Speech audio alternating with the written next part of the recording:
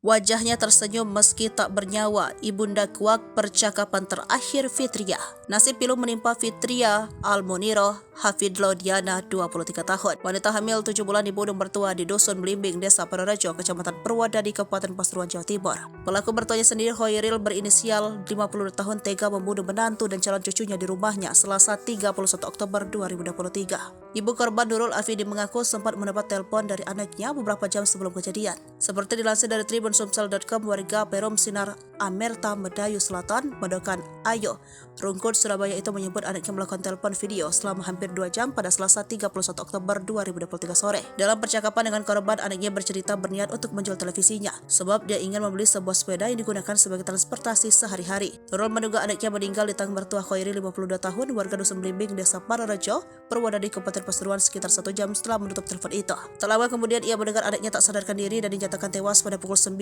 waktu Indonesia bagian barat di Puskesmas Purwodadi. Sejumlah kejanggalan terlihat dari jasad anaknya seperti luka robek di leher dan memar di bagian bawah perut korban. Tidak hanya itu, 1 bulan terakhir Nurul mengungkap anaknya sering menyampaikan permohonan maaf. Ucapan aneh dari sang anak itu tak hanya disampaikan saat berkomunikasi terakhir pada yang kemarin. Namun dalam kurun waktu sebulan, setiap berkomunikasi melalui sambungan telepon WhatsApp, sang anak mengatakan hal serupa.